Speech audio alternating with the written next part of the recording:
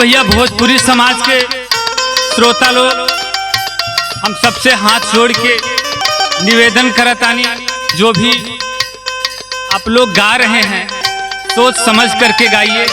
कुछ लोगों को सुनने में बड़ा बुरा लगता है।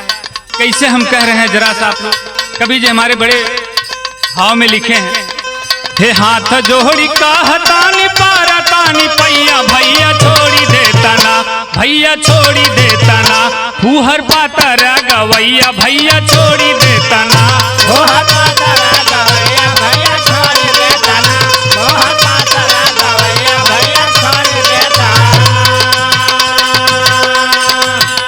हे हाथ जोड़ी कहतानी पारतानी पैया भैया छोड़ी देता ना, भैया छोड़ी देता ना, फूहर पातर गवैया भैया छोड़ी देता ना, फूहर पातर गवैया भैया छोड़ी देता ना, फूहर पातर गवैया भैया छोड़ी देता। छोड़ी देता ना हो भैया छोड़ी देता ना, हो भैया छोड़ी देता ना, फूहर पातर गवैया भैया छोड़ी देता ना, फूहर पातर गवैया भैया छोड़ी देता।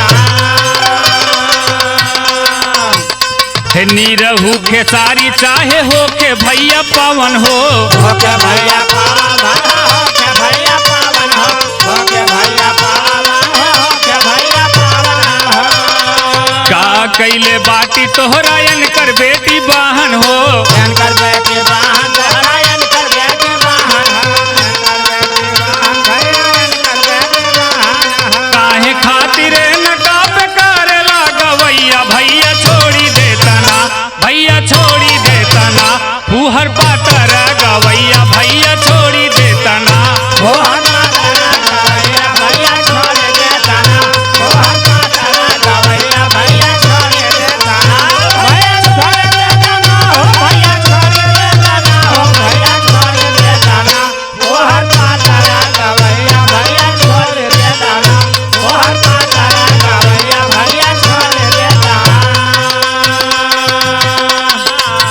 फिर देखिए गांव समाज में गाना जो सुन रहे हैं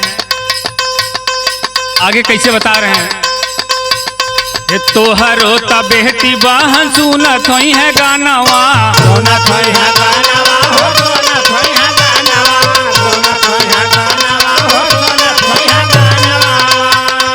बोला कैसे पातत बाटे तोहरो के खानावा, तोहरो के खानावा हो, तोहरो के खानावा, तोहरो के खानावा हो, तोहरो के खानावा। डुबोई देत बाट भैया भोजपुरी के नैया भैया छोड़ी देता ना, भैया छोड़ी देता ना, फूहर पातर गवैया भैया छोड़ी देता ना, फूहर पातर गवैया भैया छोड़ी देता ना, फूहर पातर गवैया भैया छोड़ी देता ना, भैया छोड़ी देता ना, हो भैया छोड़ी देता ना, हो भैया छोड़ी देता ना, फूहर पातर गवैया भैया छोड़ी देता ना, फूहर पातर गवैया भैया छोड़ी देता।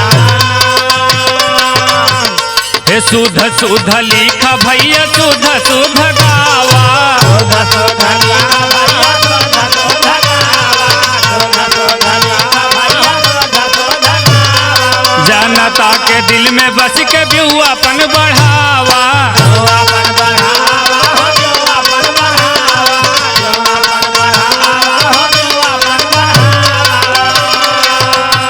हे तबे पातला